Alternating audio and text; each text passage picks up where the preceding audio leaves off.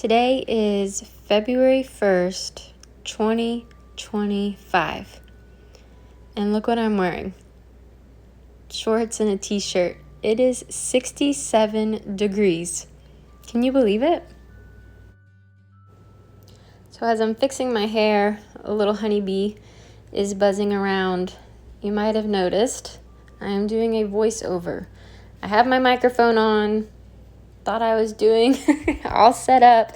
Technology got me again. I don't know. Sometimes, I don't know if it just shuts off after a while. I'm not sure because I know I pressed the button, but for whatever reason, it did not record me the whole entire time, unfortunately. So I'm super bummed about that. I guess I'm gonna have to do like a little tester, like test my microphone before I actually take the time to shoot a video. So I was super pumped up because again, it's like 67 degrees and my microphone doesn't work. But I have behind me my 4x10 production bed for the spring, and it essentially has broccoli, kale, that are growing now. You see the kale there behind me and the broccoli. Don't have any broccoli like florets started yet, but just the plants are still growing and maturing.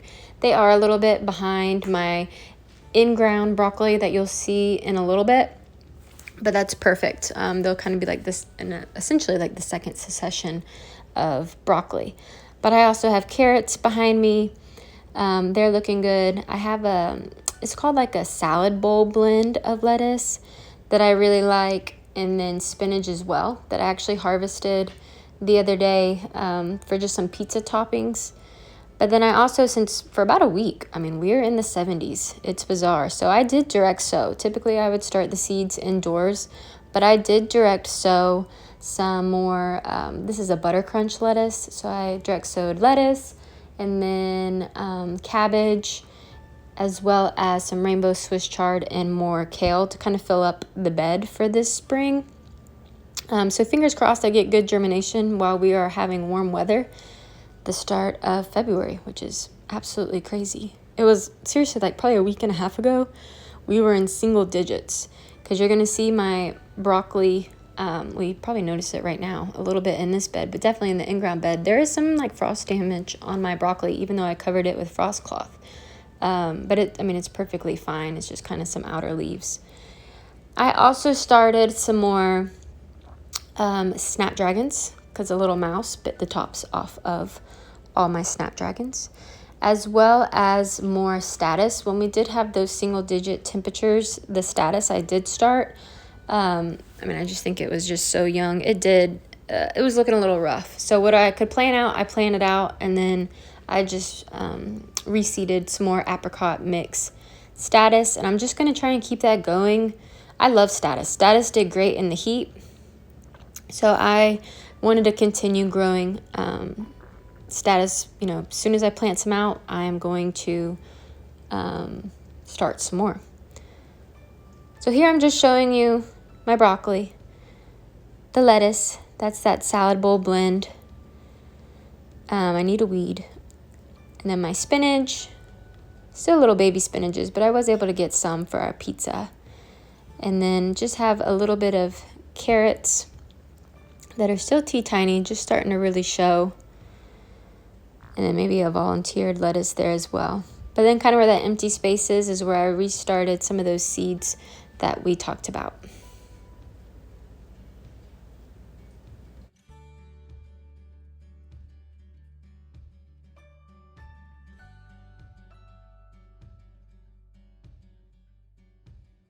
Here is the Snapdragon and Statice. The Snapdragon was apple blossom variety, and the Statice is a apricot mix that I absolutely love. It's yellows, pinks, mauve. I even had some lavenders. Really like that color. So starting these, and probably honestly in another 2 or 3 weeks, I'll do another round once I get these planted out in the ground. Look, even the daffodils are starting to make an appearance in the grow bag. I planted 50 bulbs of this variety. It's a yellow, it's not like the yellow trumpet, like bright fluorescent. It has some frills to it. It was cute. It was pretty. I think it would work well with the Ranunculus and Anemones that I sowed as well. So this mess I am almost too embarrassed to show you, but I'm going to clean it up. I'm going to extend this bed. Right now it's kind of like a corner garden bed, but I'm just going to extend it a little bit to the end of the garden, and it'll be about 3 feet wide. I think I'm going to also, so for about 2 years, those bearded irises have been in that planter, and I've just kept adding more soil because, I mean, their roots are growing like crazy. They don't want to be in that container. But I thought we were moving sooner, so I was wanting to take them with us. But now, honestly, I'm not sure. I might just plant them in the ground. I know they'll be happier in the ground, and I think that could be a really pretty space. You know, by the butterfly bush, I'm going to plant a eucalyptus and kind of use the butterfly bush to help protect it from the afternoon sun. And then I was going to have some Rudbeckia like mixed in there, as well as I think those bearded irises would look really pretty in that bed, especially if I extend it. Also going down the fence line, it's about 3-4 feet wide, and that's what I'm going to use, or I use as my cut flower production, especially the summer loving like the celosia, zinnias, and gomphrena, because it really gets cooked by the heat and the sun in the summertime. So here's my Ranunculus and Anemones that I mentioned earlier. I planted 40 more. I did for Ranunculus the Chamello and Champagne. And then for the Anemones, I had a pastel mix, and then also that super bright fluorescent pink. Because again, I'm thinking those would look nice with the daffodils that are going to be yellow. Just some vibrant colors there. And then I just have a few more spring flowers kind of mixed in. Some feverfew, some bachelor buttons, Statice, Snapdragons. A few carnations, but again, some that were smaller. They did get zapped a little bit by the cold that we had, even being covered.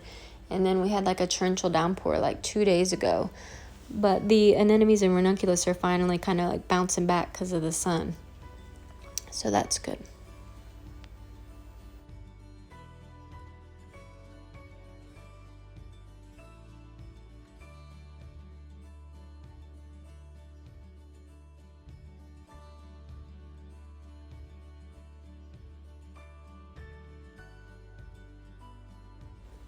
Now we are in my beautiful in-ground garden that I have where I planted my broccoli out. It is much more mature than the broccoli that you saw in my raised bed garden. The leaves did get a little brown, as I mentioned, a little bit of frost damage from about a week and a half ago, but they're perfectly fine. They're greening up. I am starting to see, they're probably about the size of like a $50. They're bigger than a quarter, the florets that I have on the broccoli right now. So again, my goal is to have a super big head of broccoli. I haven't been able to do that yet, so I hope this is the year I can show you guys like a big, gorgeous broccoli. So super excited about that. I did have a little bunny friend, I think it was yesterday, was in there. I even have, the chicken wire going all the way around my broccoli, but he was just going right under. So I had to reinforce it with like some stakes, like get to stick the chicken wire to the ground so he couldn't get under it, but I didn't see that he caused any damage to my broccoli, luckily. I'm sure somewhere he was nibbling on a leaf, but I haven't found it yet.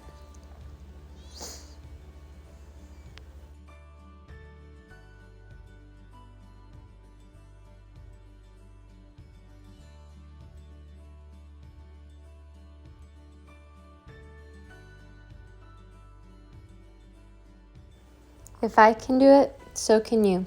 Until next time. Bye, friends.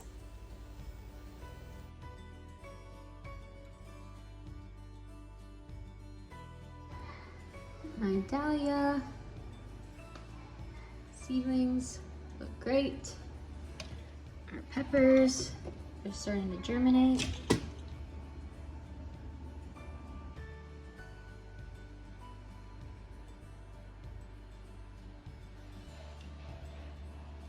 Looking good. I'm going to take this humidity dome off and put it on the Snapdragon and Statice.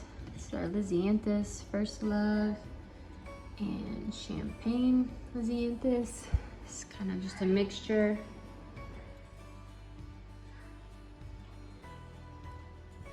On my agenda as well, this is about 20 feet by 3 feet. I had it covered with a tarp. You can kind of see dead grass and weeds versus the knot. But I'm gonna hoe this up. I don't have a tiller or anything, so just manually do it. Gonna lay down more compost, add more flower beds, and there's just a little bit on the other side of this trailer as well. I like to start my tomatoes in a 50 cell tray because I know that my tomatoes are going to be inside under lights for about 6 to 7 weeks, so I don't really have to pot up when starting them in this 50 cell tray. I'm growing 5 varieties this year. This Dr. Witchy's yellow, Roma tomatoes, cream sausage, this cherry blend, and then a brandywine red and yellow. Tomatoes are very difficult to grow here in Texas, so these are my 2 heirlooms. I'm going to try again.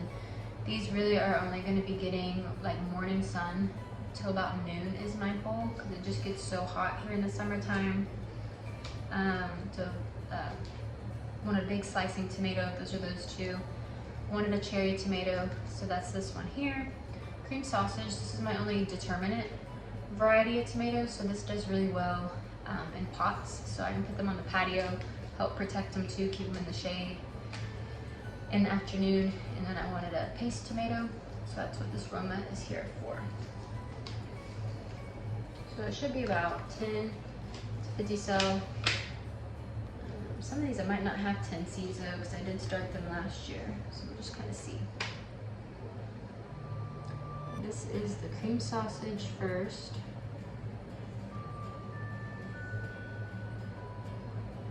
And I'm just putting 1 seed per cell.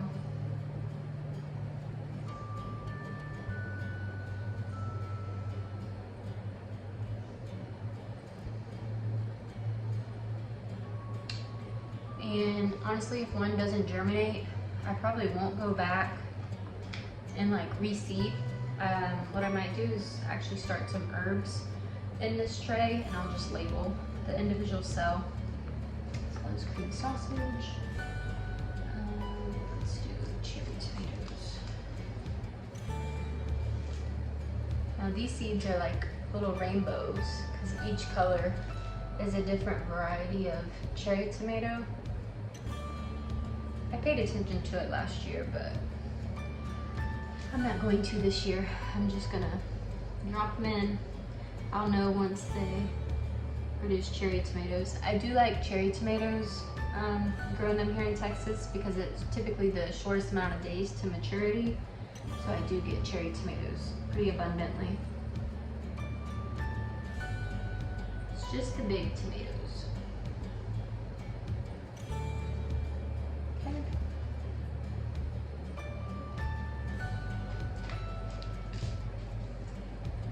Second one.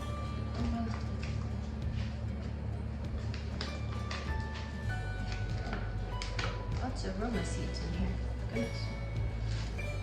It's a good price right there.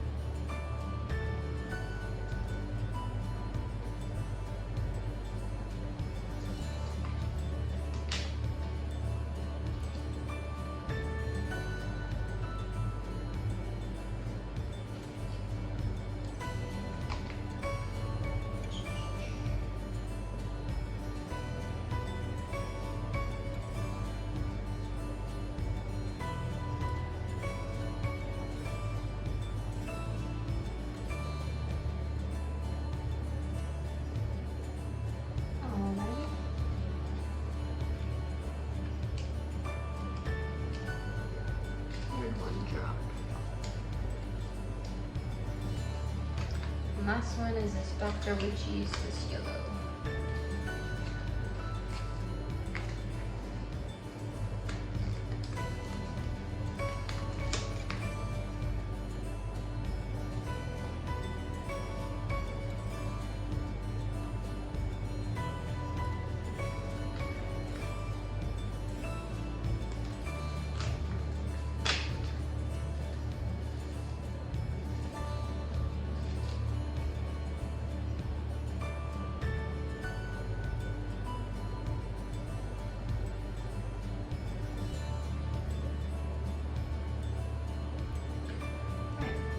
I'm going to bottom water, get humidity domes on top of them, and then stick them under the grow lights behind you guys.